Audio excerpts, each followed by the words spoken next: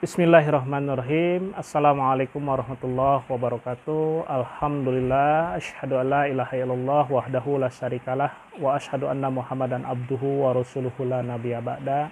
Allahumma shalli wa sallim wa barik ala nabiyyina Muhammadin wa ala alihi wa sahbihi ajmain. Amma ba'du. Sahabat pemuda yang dirahmati Allah, kita bersyukur hari ini masih diberikan kenikmatan untuk senantiasa beramal soleh. Mudah-mudahan amal kita diterima oleh Allah Subhanahu wa Ta'ala. Di tengah-tengah bulan suci Ramadan ini, mari kita senantiasa untuk meningkatkan kualitas iman dan takwa kita, karena itulah bekal yang akan menjadi penentu kehidupan kita di yaumil akhir nanti.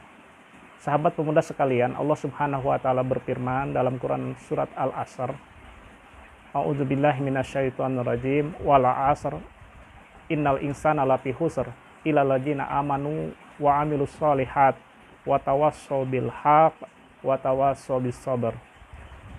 Dalam ayat ini, kalimat pertama yang Allah ungkapkan adalah bentuk sumpah, wal 'asr. Demi masa, bahwa kalau kita perhatikan agar kita jangan menyia-nyiakan waktu luang yang kita miliki, waktu sehat kita, kesempatan muda kita untuk senantiasa beramal soleh.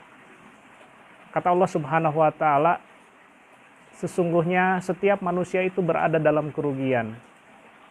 Jadi pada umumnya manusia berada dalam kerugian, kecuali manusia yang Allah sebutkan dalam ayat ini, ilal ladzina amanu, kecuali orang-orang yang beriman. Hanya orang-orang yang beriman lah yang tidak berada dalam kerugian. Kemudian indikator dari keimanan tersebut yaitu wa'amilus sholihat. Jadi bentuk keimanan atau indikator dari iman itu adalah senantiasa beramal soleh. Yang kedua, senantiasa saling berwasiat di dalam al-haq. Kemudian yang ketiga, saling berwasiat di dalam kesabaran. Nah, tiga indikator inilah menjadi penentu seseorang dikatakan beriman atau tidak. Nah, untuk bisa beramal soleh tentu harus dibekali dengan ilmu pengetahuan yang cukup, sehingga dia bisa membedakan mana ibadah yang sesuai tuntunan Rasulullah atau tidak, mana yang baik, mana yang benar, mana yang maslahat, dan mana yang mudarat. Kemudian keimanan itu harus dibarengi dengan amal soleh.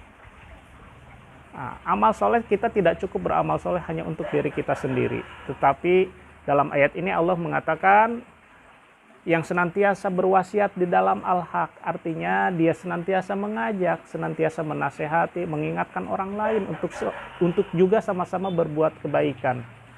Kemudian indikator yang ketiga adalah saling berwasiat di dalam kesabaran. Maka kesabaran ini menjadi kunci dari semua hal di atas tadi. Yang pertama, orang menuntut ilmu dituntut kesabaran, sehingga tidak tergesa-gesa, tidak instan untuk mendapatkan ilmu tersebut. Kemudian juga dalam beribadah juga dituntut kesabaran, sehingga tidak tergesa-gesa dalam sholatnya, tidak tergesa-gesa dalam bacaan tilawahnya. Kemudian juga kita dituntut kesabaran di dalam menghadapi setiap permasalahan hidup. Baik kita sabar ketika diberikan kelebihan, sehingga tidak mengumbar nafsu atas kelebihan yang kita miliki.